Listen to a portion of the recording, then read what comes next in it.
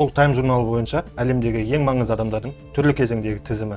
Негізінен ол жерде мемлекет басшылары, Америка президенттері, Англия патшайымдары, түрлі тарихи тұлғалар.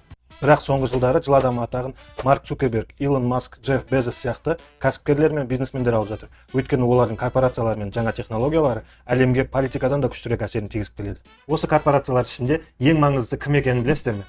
Кімнің таза табысы соңғы 15 жыл ішінде $1 триллион, ал компаниясының бағасы 2 триллионнан асып түсті. Кім бізге өміріміздің өзгеруіне әсер етіп жатқан революциялық технологияларды ең көп ұсынды. Бұл видео Apple'дың бәрінен де озып ең көп ақша тапқан жайлы ғана емес, сондай-ақ әлемдегі ең мықты компанияны ойлап тапқан, сосын іске асырған және ең бастысы басқарып отырған адамдар жайлы болмақ. Енді Time журнал марапаттауына қайта оралсақ, тек қана Time емес, кез келген марапаттау түрлі жағдайда күмәнді болуы мүмкін. Мысалы 2019 жылы адам атағын Грета Тунберг алды. Ал 1982 жылы Time журнал мұқабасына дербес компьютердің суретін салып қойғаны Стив Джобстың ашуына тиіп кетті. Оның ойынша ол мұқабада өзінің суреті болуға тиіс еді. Әрине сонша құрмет не үшін деп ойлайсыздар ғой? Себебі Стив Джобс әлемде бірінші болып компьютерлерді $1 миллиард сатқан компанияны құрған болатын. Нақтырақ айтсақ, осы Apple 2 компьютерлердің сатылымы. I think we achieved that because Apple II went on to be the largest selling computer in the history of the world. Apple 2-ге дейін компьютерлердің түрі примерно осылай болған. Олар жай қызығушылар мен техникалық инженерлерден басқа ешкімге керек емес еді. Ал Apple ұсынған компьютерлар дайын, әдемі және жұмыс жасауға ыңғайлы болуына байланысты жаппай сатып ала бастады. Сонымен қатар көшірмесін де жасау басталды. Мысалы, IBM осы компанияда өз компьютерлерін арзан қылып шығара бастап, атын IBM PC деп атады. Осыдан кейін дербес компьютер деген ұғым пайда болды. Бұл компьютерлерді арзан болғандықтан кеңсе қызметкерлері түрлі мақсатта Apple-дан да көп сатып алғаны сонша, бір кездері IBM әр минут сайын компьютер сатып отырды. Дәл осы жағдай үшін Time журнал мұқабасында енді адамның орнын компьютер басады деген ойға меңзеп, Стив Джобстың орнына дербес компьютердің суретін қояды. Мұның бәрін мұны неге айтып отыр десеңіз, бір жағынан бұл Стив Джобстың тарихы. Ол өмір бойы жаңа технологияларды ашып, бәрінен де бірінші болуға талпынған десек, екінші жағынан бұл Apple-дың қазіргі басшысы Тим Куктың тарихына келеміз және қайдан өсіп шыққан туралы айтамыз. Ол былай болған. 80-ші жылдар басында Тим Кук IBM-де өз карьерасын бастап, бүкіл компьютерлердің уақытылы жасалуында және мерзімде сатылуына жауапты болды. 1 минут сайын компьютер сатып отырды деп айтқаным, бұл сіздерді таңғалдыру үшін емес, соншалықты үзіліссіз және тез сатылып отырған системаны айту керек болды. Өйткені IBM заводы сол кезде уақытылы жасалу мен сатылудың әлемдегі үлгісі ретінде өндіріс шығынын азайтып, таза табысын еселеп ұлғайтып жатты. Сатылым көлемі өсіп жатыр. Компьютерлердің моделі тез ескіруіне байланысты жаңа модельдер де шығып жатты. Ал жаңа модельдердің детальдары басқа, көлемі де өзгеше. Компьютердің детальдарын түрлі компаниялар өндіреді. Бір жағынан детальдарды жеткілікті түрде ұстау керек. Екінші жағынан оларды керектен артық ұстауға болмайды. Егер тым көп ескірген бөлшектер алып қойсаңыз, көп ақша жоғалтасыз. Елестетіп көріңіз, осы жағдайда қарапайым байсалды Тим Кук бүкіл процестерді мойнына алып, жауапкершілікпен идеально басқарып келді. Осыдан соң Стив Джобс қайтыс болғасын, барлығы Apple-дың құлдырауын болжап отырғанда, Тим Кук компанияны спокойно басқарып, 6 iPhone секундына сатып отырғанына таңғалмаймыз. Компанияның лидерлері әртүрлі болып, бірін-бірі толықтырып тұруы қандай маңызды екендігін осыдан байқауға болады. Ал Стив Джобс қандай еді? Біреулер осы Стив Джобс өзі не істеді, оның орнына бәрі ойлап тауып беріп отырған деп айтуы мүмкін. Мысалы, басында гений инженер-программист Стив Возник. Ол Джобспен бірге 1970 жылдары гаражда компанияны құрып, Apple 1, Apple 2 компьютерлерін және Apple-дың сатылымдарының негізін құраған Macintosh компьютерін ойлап тапты. Ал кейін әлемге әйгілі болып жатқан продукттарын промышленный дизайнер Джонни Айв шығарып отырды. Әлемдегі бірінші моноблок iMac-тың Айв жасаған дизайны қазіргі күнге дейін ерекше көрінеді. Apple-дың өзі 25 жылдан кейін сол рекламаға косплей жасап, қайтадан шығарды.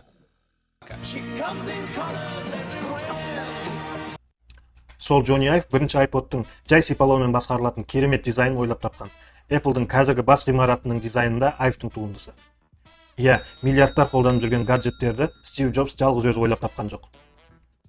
Бірақ Стив Джобстың басқа басқарушылардың бәрі істей алмайтын қасиеті де бар. Біріншіден, ол ең мықты деген мамандарды жұмысқа алып, жұмысына кедергі жасамайды. Екіншіден, сен жасап ұсынбағанша адамдар өзіне не керек екенін білмейді деген цитатаның авторы Стив Джобс, командасы ойлап тапса да продуктерін әлем жаңалығына айналдыратын, таптырмайтын маман. A phone and an internet communicator. An iPod. A phone. Are you getting it? And we are calling it iPhone. Стив Джобс өмірден өткеннен кейін, жаңа технологияларды әлемге енді ұсынатын адам жоқ деп, барлығы Apple-дың құлдырауын болжап, жасырмай айтып жүрген болатын. Бірақ барлығы дерлік керісінше бола шықты. Құлдыраудың орнына Тим Кук Apple'ды әлемдегі ең бай компанияға айналдырды. Осыған дейін тарихта ешқандай компания $1 триллион тұрған емес, ал қазір даже $2,5 триллион. Осыған қоса Apple'дың табыстары финансовый пирамида сияқты немесе жай кездейсоқ табыс емес екендігін, сіз немесе сіздің талай құрбыларыңыз жыл сайын жаңа iPhone алуға қанша ақшасын апарып беретінінен білеміз. Осының бәрі компанияның грамотно құрылған системасы. Бұл система кез келген басқарушының әсерінен әлде қайда мықты екенінің дәлелі ретінде айтуға болады. Қараңыз, 1996 жылы Стив Джобс Apple'ге қайта оралды. Егер білмеген адам болса, 1985 жылы Стивті өз компаниясынан қуып жіберген болатын. Өйткені ол әріптестерінің миын ашытып жіберді. 10 жыл бойы компанияның лидері жоқ кезде шығарған продукттардың бәрі сатылмай, шығында болып, тек бұрыннан белгілі Macintosh'ты сатумен болды. 1996 жылы компанияның ең қиын кезеңі басталды. Өйткені бір жыл бұрын Microsoft бізге белгілі болып қалған Windows 95 операциялық жүйесін шығарды. Well, Windows 95 is so easy, even a talk show host can figure it out. Бір сөзбен айтсақ, Windows'та macOS-тегідей графикалық басқаруды енгізгесін Apple-дың ерекшелігі қалмай қалды. Және Apple-дегі тек өз жасаған компьютерге ғана емес, Windows-ты кез келген компьютерге қоюға болатыны IBM, Dell, Compaq компанияларына өз компьютерлерін Windows-пен жасауға жолын ашты. Иә, бірақ қата берсе де компьютерлер Apple-дікінен арзан болды. Apple-дың жағдайы 1995 жылы $400 миллион табыс тапқан бола тұра, 1996 жылдың бірінші жартысында $769 миллион шығынға батып, ары қарай банкротқа келе жатты. Өйткені Macintosh'ты ешкім сатып алмай, складта шаң басып қалып қойды. Осы кезде Стив Джобс Apple-ға келіп, барлық түкке татымайтын және түсініксіз компьютер модельдерін қысқартып тастады. Джонни Айвпен бірге iMac жасап, кризистан шықты. Содан кейін iPod, iPhone шығарып компанияны құтқарды. Кейін Apple ары қарай дамып кетті деп еске аламыз, иә? Бірақ анықтап қарасақ, дәл осы кезде 1998 жылдың басында Тим Кук Apple-ға Стив Джобстың жеке шақыруымен келді. 90 жылдардың ортасында Apple-дың шығынға батып жатқаны креативті идеялар жоқ болғаннан емес, ешкімде жоқ продукттар да өте көп еді. Мысалы, Newton планшеттерін Apple 1993 жылы iPad-тан 17 жыл бұрын сата бастады. Негізінен ол жаман идея емес еді. Ол тек өз уақытынан бұрын шығып қойды. Сатып алушылары аз болып, сондықтан табыс таппады. Немесе мынау бірінші цифрлық камералар Apple Kodakпен бірігіп, кейіннен Fujiмен бірігіп шығарды. Өмір көрсеткендегідей болашақ цифрлық сурет пен видеоның артында болғанымен, ол кезде технологияларда сатып алушыларда дайын болған жоқ. Өздеріңіз қараңыз, фотоаппарат бағасы қымбат, суреттердің сапасы өте төмен. Адамдарға сол Kodak'тан пленкалы фотоаппаратты сатып алу және кез келген жерде сурет шығару қызметін қолдану әлдеқайда ыңғайлы. Дәл осы жағдай Apple Pepping ойын консолімен де болды. Иә, Apple да өз PlayStation шығарған болатын. Ойлап көріңіз, 95 жылы бізге әлі Dendy келіп үлгерген жоқ, ал оны интернетке қосуға болатын еді. Көріп тұрғандай, Apple-дың жаңа технологиялары әрқашан мықты болған, ал қиындық әрдайым процестерді ұйымдастыруда болатын. Осыған мысал, 1997 жыл компанияның 3 заводы бар. Америкада, Ирландияда және Сингапурда. Логика бойынша әрқайсысы өз нарығына жұмыс жасауға тиіс.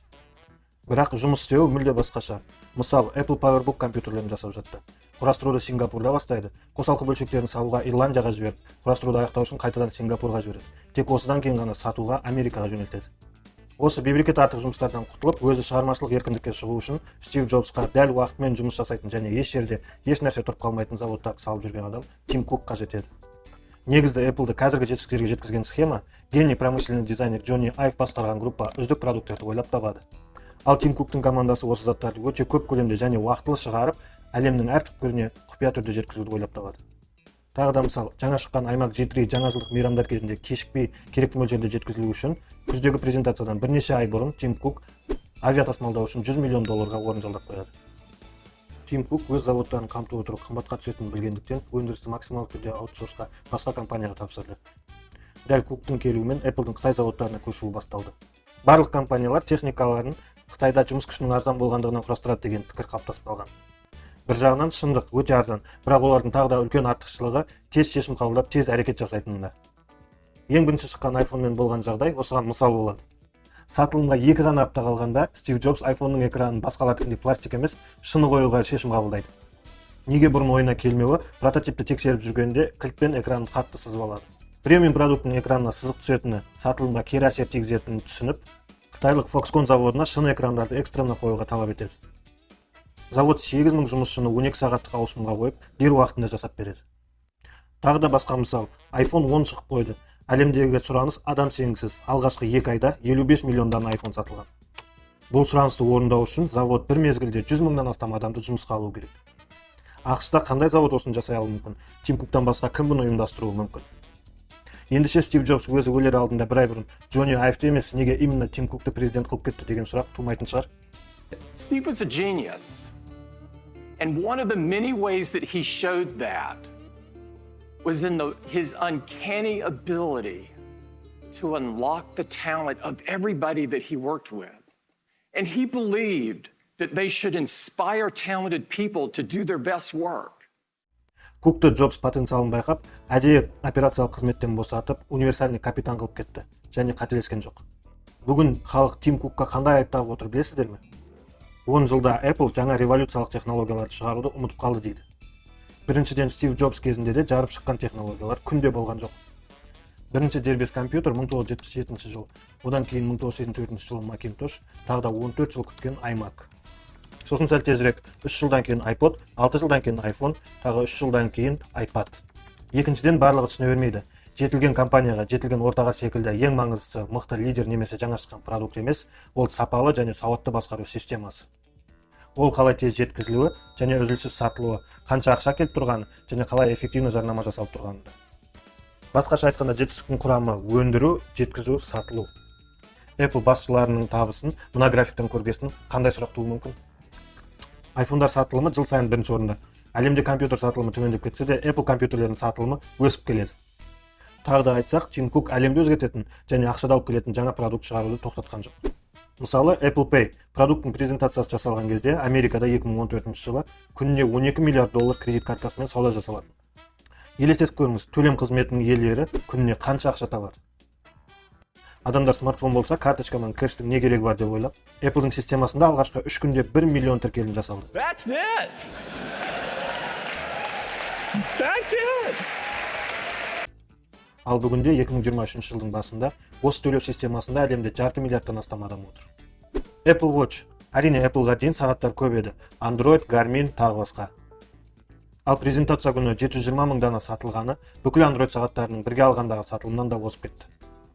Apple смарт сағаттарының сатылымымен қоса басқа да табыс табады. Мысалы, олар денсаулық және спорт саласындағы қызметші приложениялар. Адамдар жасаған қадамдар мен пульстарын өлшеумен қатар түрлі аурулардың алғы белгілерін приложение арқылы анықтауы мүмкін. Бұл ақылы қызметтерден Apple өз процентін алып отырады.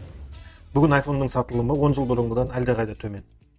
Егер бұрын Apple-дің табысының 70%-ын iPhone сатылымына әкелген болса, қазір барлық табысының 50%-на жуық. Бұл керісінше жақсы көрсеткіш. Естеріңізге Kodak пен Nokia-ның тарихын алыңыз. Kodak фотоаппарат пен пленка, ал Nokia кнопкалы телефондарды сатып отырды. Осы екі товар керек емес болған кезде компаниялар бірден құрдымға айналды. Сонымен қоса Apple өз технологияларын әрдайым тоқтаусыз жақсартып келеді. Мысалы, нейросеттері мен жасанды интеллектке үлкен бәс тігіп отыр. Бұл қалай десеңіз, мынау үлкен, ауыр, қымбат фотоаппарат және одан да ауыр объектив. Осы үлкен ыңғайсыз нәрсені фотографтар әдемі сурет немесе видео жасау үшін өздерімен алып жүреді. Алайда сол Apple-дің iPhone-дары өздерінің кішкентай ғана камерасымен жарықты өңдеп, адамның тері түсін жақсартып, даже видеода артқы фонды бұлыңғыретіп, кинодағыдай түсіріп, алгоритмдардың арқасында фотоаппараттан қалмайтын сапа ұсынады. Немесе мынау, соңғы презентациясында Apple Watch сағаттары жол апаттарын алгоритм арқылы анықтап, жедел жәрдем шақыратын және жақындарыңызға хабар беретінін көрсетті. Естеріңізде ме, Джобс тек мықтыларды ғана алып жұмысына кедергі жасамайды. Енді дұрыстап айтсақ, Apple тек мықтыларды ғана жұмысқа алады. Сәйкесінше осы мықтылар тек өз саласының мамандары.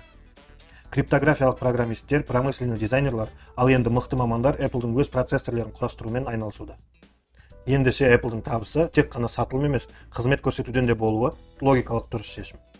Ал қызметтері iCloud-дағы подпискалар, App Store-дағы комиссиялық кірістер, Apple Music, Apple TV, Apple Fitness, Apple Arcade тағы басқалар. Apple-дің бұйымдары әлемдегі 2 миллиард адамның қолында.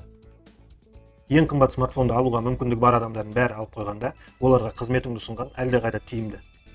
Ендеше біз Apple-дің гаджеттер жасап сататын компаниядан қызметті де сататын компанияға айналғанын көреміз. Қорытындылап айтсақ, кез келген жаңа бастау бұл хаос және шығармашылық ізденістен тұрады. Стив Джобс, Стив Возняк, Джонни Айв сияқты лидерлер осы хаос арасында революциялық технологияларды шығару үшін маңызды. Осы шыққан жаңа технологиялар әлемге пайдасын тигізіп күшіне ену үшін дәл жұмыс жасайтын система құралатын Тим Кук секілді лидерлер қажет. Ал қазіргі заманда тәртіп пен хаостың ортасында баланс ұстағандар ғана жетістікке жетеді. Өйткені екі жағында да даму тоқтап қалуы мүмкін.